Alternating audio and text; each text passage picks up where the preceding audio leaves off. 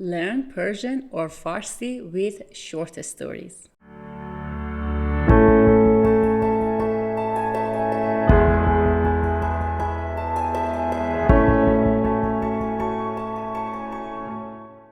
Hello my lovely friends, welcome back to Learn Persian with Asal. Today we have another short story in Persian or Farsi language. And we have 3 steps on short stories. Step 1 is define the new words. Step 2 is read the story slowly. And step 3 is to read the story faster.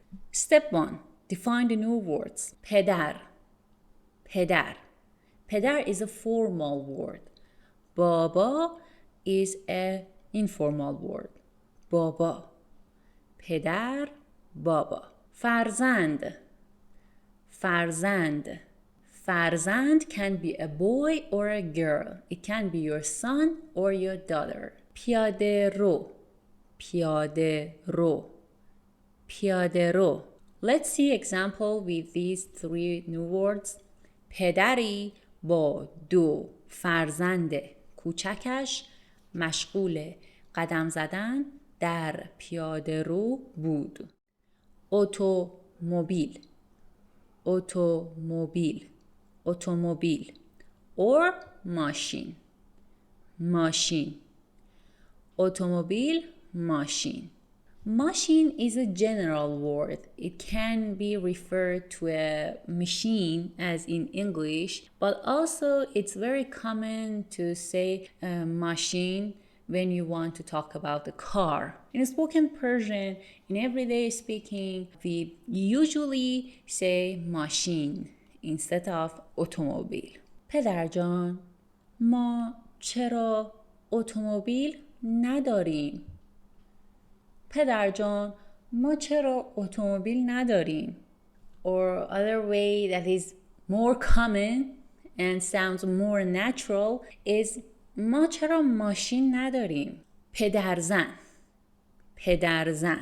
Father-in-law. A father-in-law in English is more general. It also refers to your wife's father and also your husband's father. But پدرزن in Persian is only refers to your wife's father.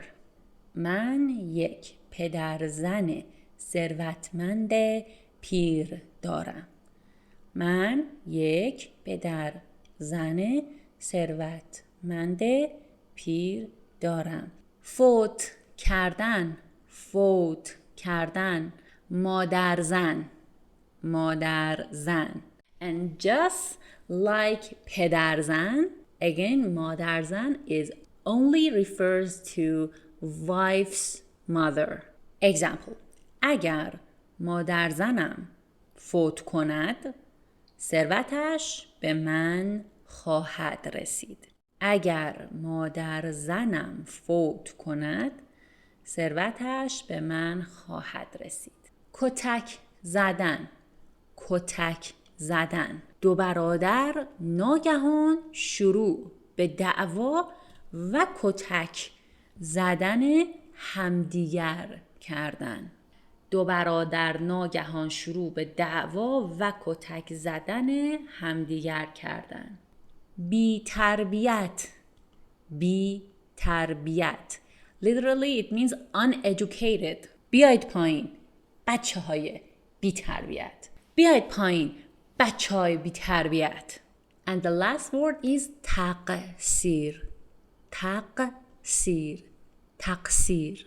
تقصیر من است که شما را سوار ماشین کردم. تقصیر من است که شما را سوار ماشین کردم. Okay, step 2. Read the story slowly. اتومبیل خیالی پدر. پدری با 2 فرزند کوچکش مشغول قدم زدن در پیاده رو بود. پسر بزرگتر پرسید پدر جان، ما چرا اتومبیل نداریم؟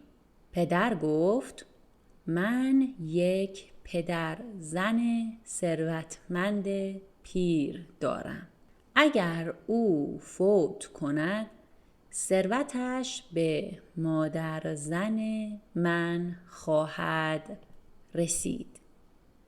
پس از آنکه مادر زنم هم مرد ثروت او به ما رسیده و من خواهم توانست که یک ماشین برای خودمان بخرم. پسر کوچک پس از شنیدن حرف پدر گفت: پدر جان، من کنار شما خواهم نشست. پسر بزرگتر با ناراحتی جواب داد: تو باید عقب بنشینی، جای من در جلو است. دو برادر ناگهان شروع به دعوا و کتک زدن همدیگر کردند. پدر که خیلی عصبانی شده بود گفت: بیایید پایین بچه های بی تربیت. تقصیر من است که شما را سوار ماشین کردم.